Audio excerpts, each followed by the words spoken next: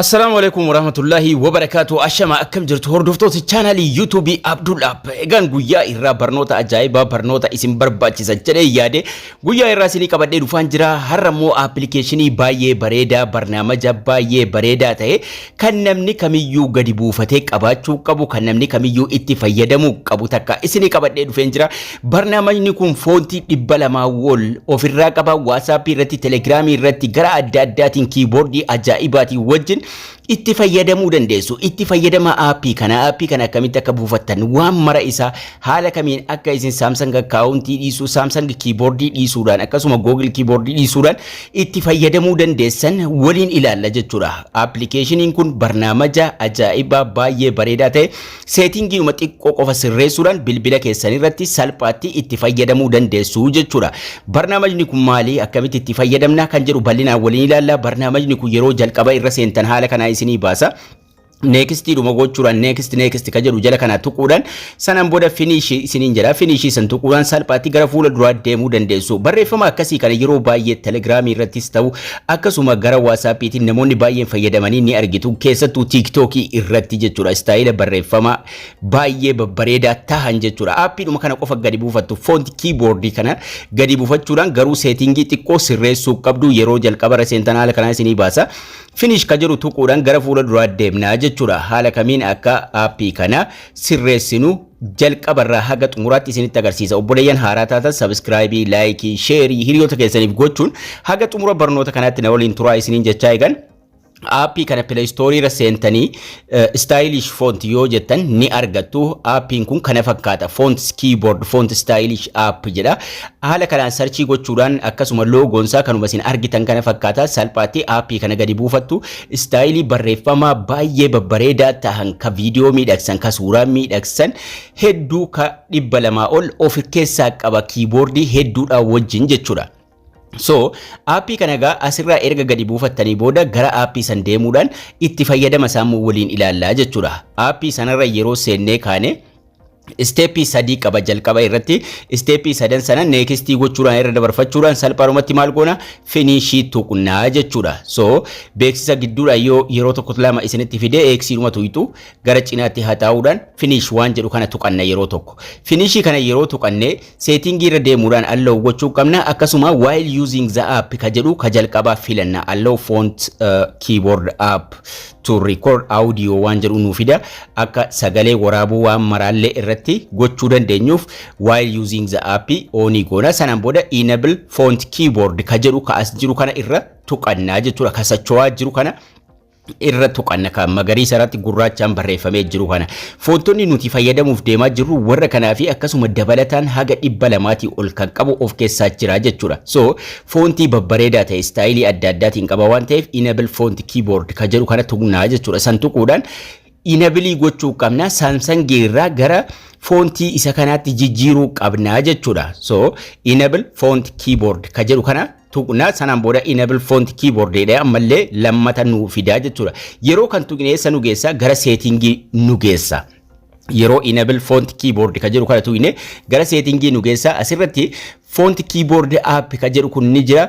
Bakka itti mare kana blue gochuu qabna yookaan immoo on gochuu qabna. Yeroo nuti on goone okay nuun jedha. Okay goona. Okay yeroo lama isiniif fida kanseliif. Okay yeroo lama isiniif fida. Yeroo lammanuu okay tuqnaa jechuudha. Yeroo nuti okay tuqne maal ta'a blue ta'a wanni suni on ta'a ni banamaa jechuudha. Kanaafuu font listii keessa Samsung jira, Google Voice Type jira, font keyboard kan biraa itti ida'annee jirra oonii goonee jirra jechuudha. Kanaafuu amma duubatti deebina.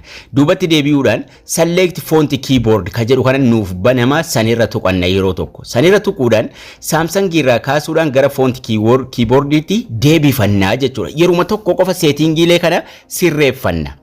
So Samsung keyboardiin akkuma isin beektan barreeffama istaayilii tokko qofa of keessaa qaba. Kanaafuu nuti font keyboardii isa kanarra kaayyannaa jechuudha. Ka istaayilii barreeffama hedduu of keessaa qabu akkasuma ka kiiboordii istaayilii adda addaa of keessaa qabu.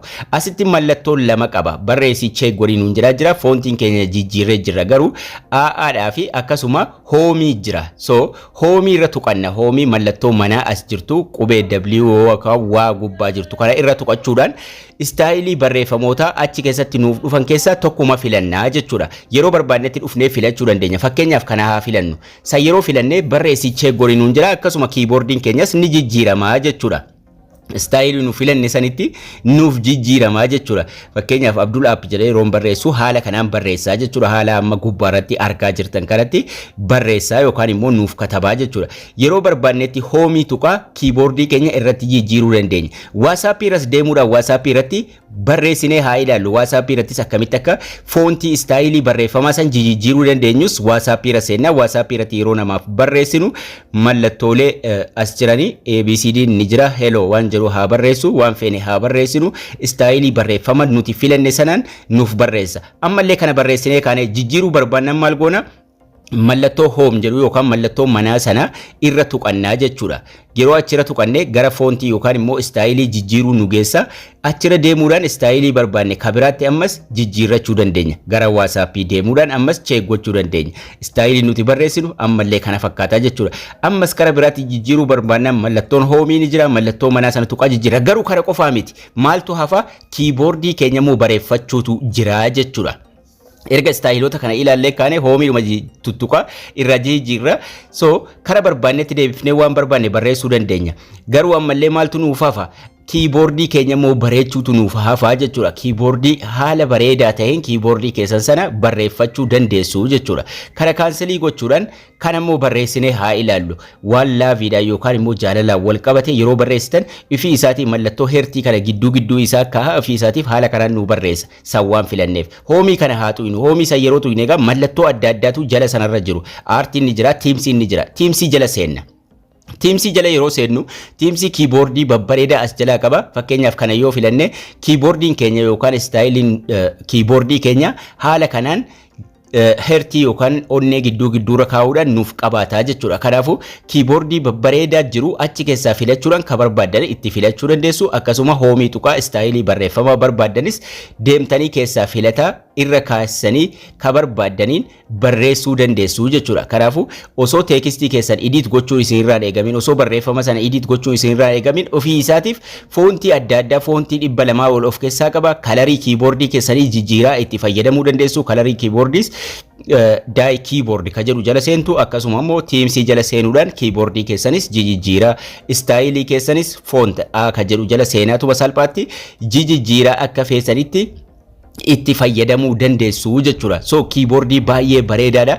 Dabalataanis kan biraas isinii qabadheen dhufa. Maaliif foontii gara 10,000 ol kan of keessaa qabus ni jira. Appilikeeshiniin adda addaa foontii 10,000 ol kan of keessaa qabu. Sanas barnoota ittaanuu isinii qabadhee dhufa. Har'aaf garuu foontii kiiboordii istaayilii kana haala kanaan fayyadamuu dandeessu isiniin jechaa eegan barnoonni keenyas kana fakkaataa akka irraa barattan abdii guddaan qaba. Laayikii, sheerii warri haaraa taatan sabiskiraayibii gochuu hin dagatinaa isiniin jechaa yaada keessan koomentii irra naakaa haga barnoota ittaanuu walitti deebinutti turtii gaarii.